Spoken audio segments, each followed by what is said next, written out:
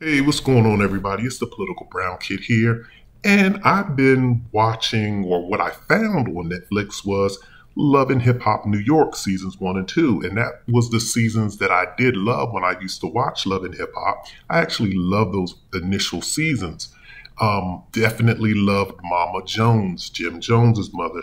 I thought that she is a very charismatic person, very charming, very wonderful.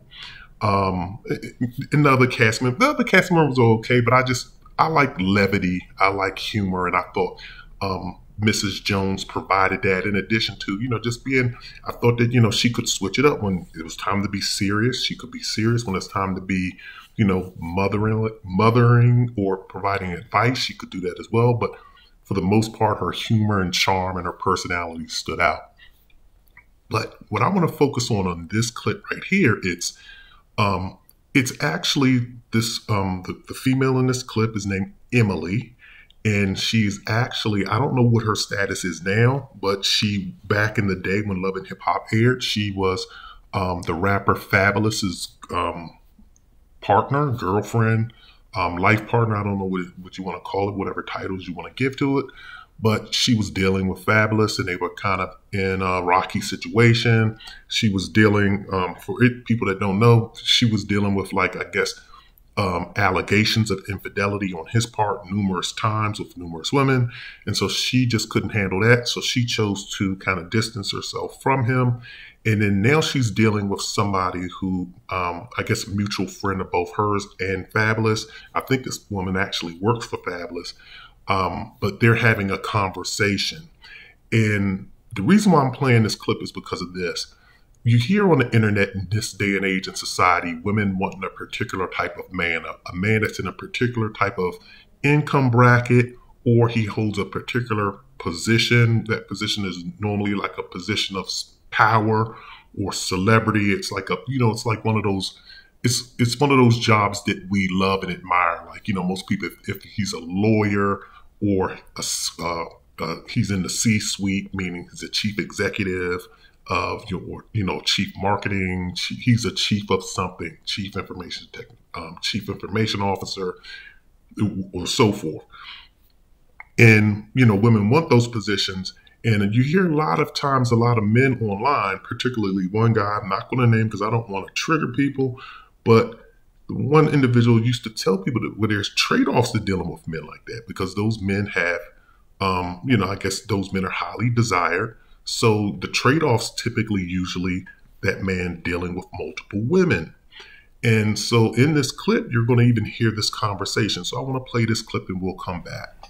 I know there's certain things that come with being with someone in the industry, and I know there's going to be some ups and downs, highs and lows, but I can't leave them options open forever.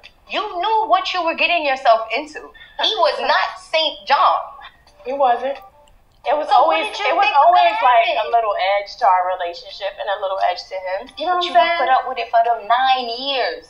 You gonna throw that away to do what? Start all over again? The same.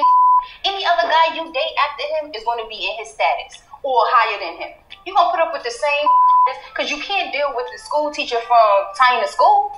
I don't think that you get a pass because you have fame. I don't think that's right.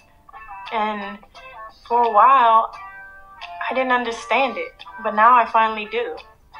I don't want to come second to anybody's life. I want to be number one and the only one. What do I do now? He's begging me to come back. What you gonna do? I want to be with him. I want to be with him. I want to make it work. So I found that clip very interesting for several reasons. It just kind of confirms, conversations. And we've always known this. Women have always been very smart in terms of, expectations versus reality when it comes to dealing with men. I think Jaheim even made a song about it, like, you play dumb. I'm just paraphrasing here. No, it wasn't Jaheim. It was actually Raheem Devon made a song, I think it was called Woman, when he was like, you play dumb when we're living foul. Women know what we do, what men do, and what men do out here in the streets. And, as far as, dealing with potentially other women, but they kind of overlook that a lot of times. But the other thing that I found interesting in this conversation too, if you notice, the other female, I don't know her name, I didn't capture her name, but she's also basically stating this: you can't go back to dating a regular man once you've been here, because now every other man is going to be compared to this guy.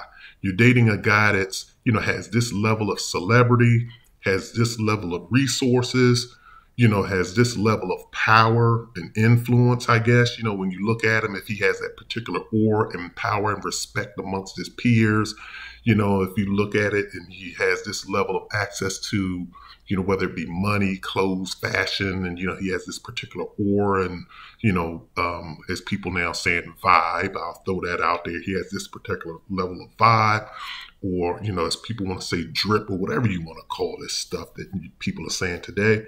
And he has this, level of, money and so forth and resources. It's hard to go from that to going back down to, and this is for women, to going down to dealing with a regular guy that has a regular job, that can't move in particular circles. He doesn't have access to, particular spots, and venues that you may want to go to. So can you go from being with Fabulous to being, and attending, certain parties, whether it be award shows, interacting with other celebrities and this, that, and the third, to now just being, dealing with a regular guy with a regular job. And he's providing just, the only excitement that you're probably going to get from that individual is going to be, going to the movies and going bowling, and maybe once every other year going to a trip out of town, or international, when you can do that with this other particular guy. So those are kind of like the challenges of, when you're trying to think about whether the pros and cons of whether leaving. So I just kind of wanted to get people's thoughts and opinions on that in this clip and the whole thing. So leave me some comments definitely in the comment section. Also hit the like and subscribe button. Once again, this is the Political Brown Kid. I'm out of here.